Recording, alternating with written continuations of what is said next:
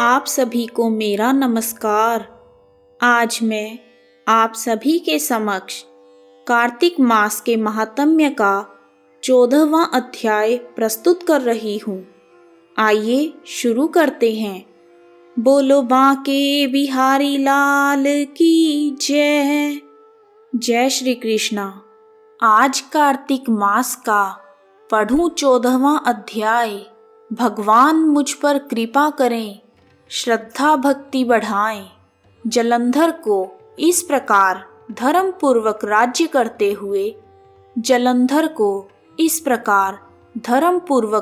करते हुए देख देवता क्षुब्ध हो गए।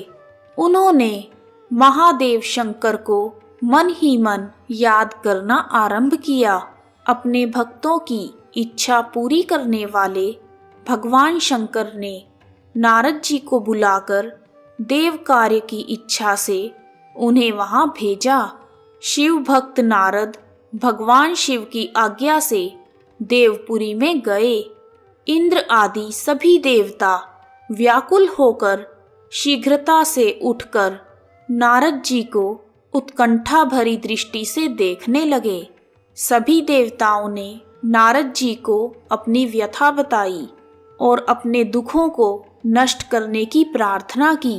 तब नारद जी ने कहा, मैं सब जानता हूँ, इसीलिए मैं दैत्यराज जलंधर के पास जा रहा हूँ।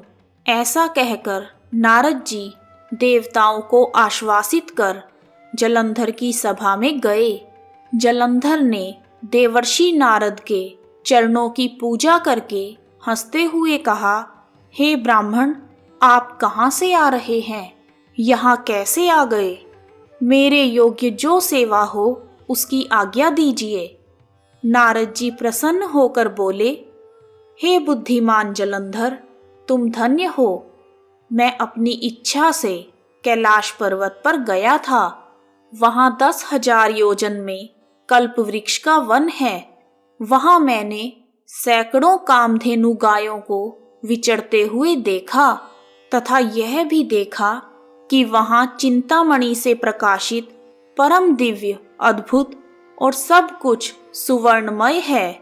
वहां मैंने पार्वती जी के साथ शंकर जी को भी देखा, जो सर्वांग सुंदर, गौरवर्ण, त्रिनेत्र और मस्तक पर चंद्रमा धारण किए हुए हैं। उन्हें देखकर मुझे बड़ा आश्चर्य हुआ कि इनके समान समृद्धिशाली त्रिलोकी में कोई है या नहीं है।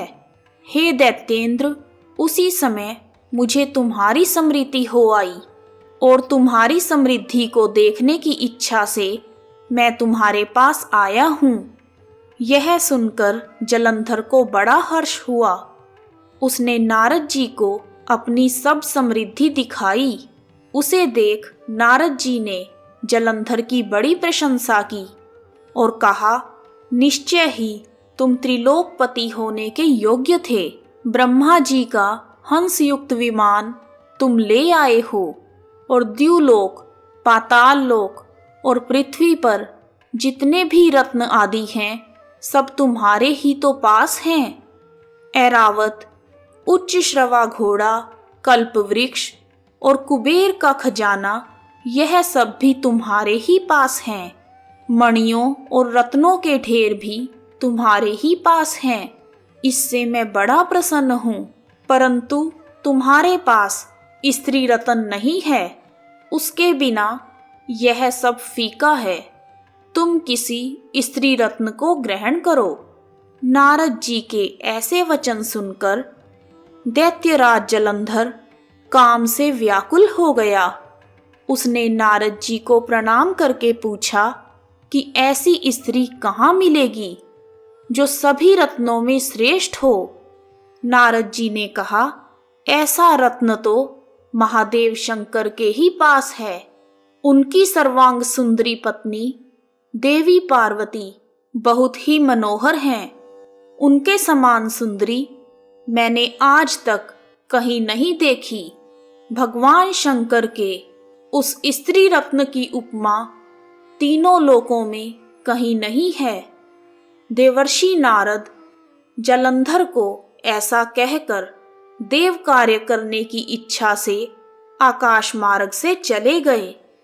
इस प्रकार कार्तिक मास के महात्म्य का 14वां अध्याय पूर्ण हुआ।